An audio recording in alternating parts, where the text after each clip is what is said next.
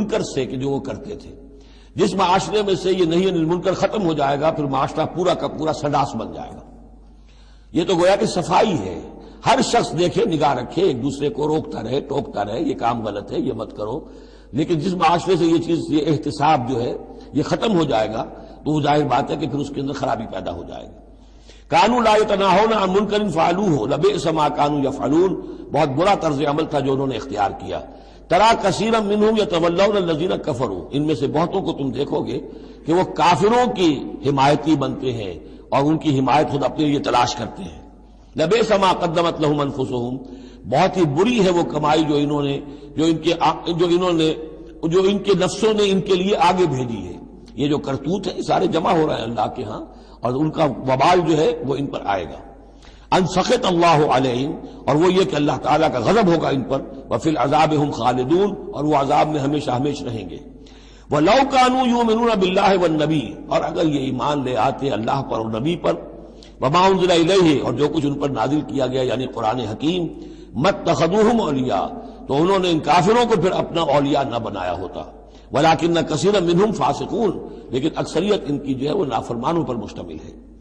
لَتَجِدَنَّ أَشَدَّ النَّاسِ عَدَاوَةً لِّلَّذِينَ آمَنُوا الْيَهُودَ وَالَّذِينَ أَشْرَكُوا.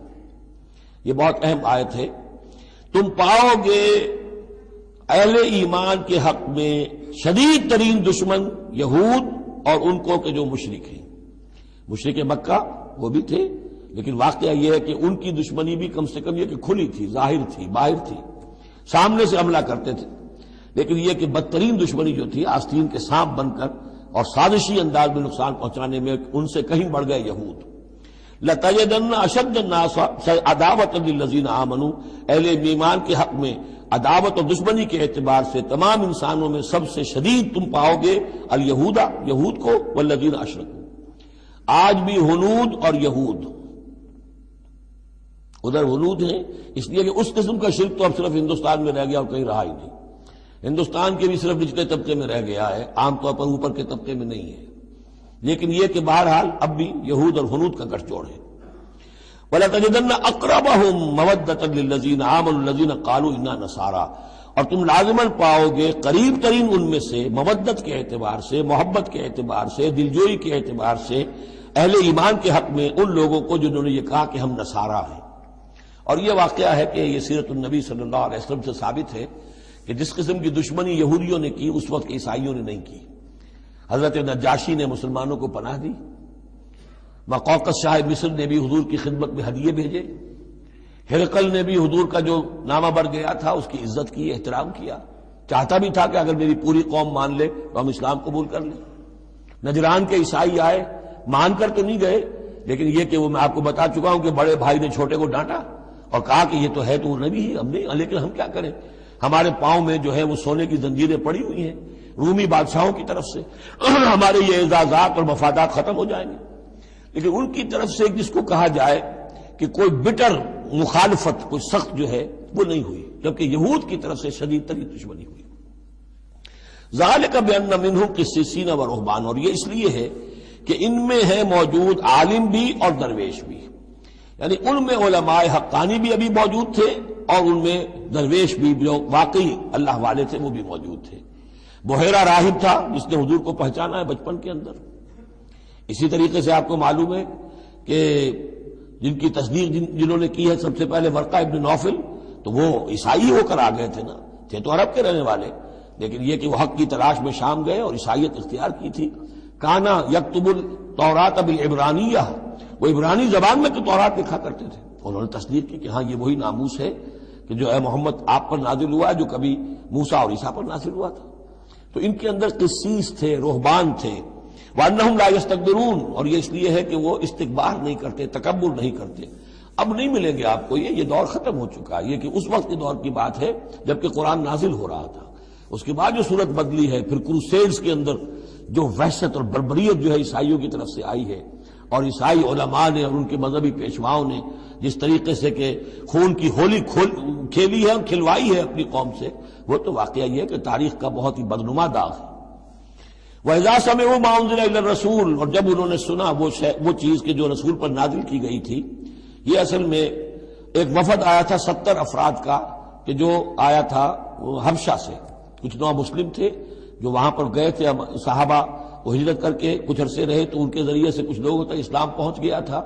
پھر یہ کہ وہ مدینے میں جب اسلام کو غلبہ ہو گیا ہے اور اب امن ہو گیا ہے تو ان کا ایک وفد آیا تھا، انہیں پھر آ کر جب قرآن سنایا گیا، وَإِذَا سَمِعُوا مَا أُنزِلَ إِلَى الرَّسُولِ، جب انہوں نے سنا جو کچھ کہ نازل کیا گیا ہے رسول پر، تَرَىٰ أَعْيُنَهُمْ، تم دیکھتے ہو ان کی آنکھوں کو، تَفِيضُ مِنَ الدَّمْعِ مِمَّا عَرَفُوا مِنَ الْحَقِّ، جو حق کی پہچان انہیں حاصل ہوئی اس کے زیر اثر ان کی آنکھوں سے آنسوؤں کی لڑیاں روانہ ہو گئیں، آنسوؤں کی ندیاں بہہ نکلی۔ یقولون، اور وہ کہہ رہے ہیں، ربنا آمنا، اے رب ہمارے ہم ایمان لے آئے، فاکتبنا مع الشاہدین، تو ہمیں لکھ دے شاہدوں میں سے، گواہوں میں سے۔ وما لنا لا نؤمن باللہ وما جاءنا من الحق، اور کیسے ممکن ہے کہ ہم ایمان نہ لائے اللہ پر اور وہ حق جو ہم تک پہنچ گیا ہے اس پر۔ وَنَطْمَعُ أَن يُدْخِلَنَا رَبُّنَا، اور ہمیں تو بڑی طمع ہے، بڑی خواہش ہے، ہم چاہتے ہیں کہ ہمیں داخل کرے ہمارا رب مع القوم الصالحین، نیک وکار لوگوں کے ساتھ۔ فَأَصَابَهُمُ اللَّهُ بِمَا قَالُوا، تو جو کچھ انہوں نے کہا، جو دعا کی، جو ان کا اعلان حق تھا، اس کی وجہ سے اللہ نے ان کو بدلے میں دیا جنات تجری من تحتها الانہار، وہ باغات دیے کہ جن کے دامن میں ندیاں بہتی ہوں گی، خالدین فیہا، جس میں وہ ہمیشہ ہمیش رہیں گے، وذالک جزاء المحسنین، اور یہی بدلہ ہے احسان کی روش اختیار کرنے والوں کا، جو اسلام کے بعد ایمان سے بھی آگے احسان تک پہنچ جائیں، ان کا بدلہ یہی ہے۔ والذین کفروا وکذبوا بآیاتنا، رہے وہ لوگ جنہوں نے انکار کیا اور جھٹلا دیا ہماری آیات کو، اولئک اصحاب الجحیم، تو وہ تو پھر جہنمی ہے۔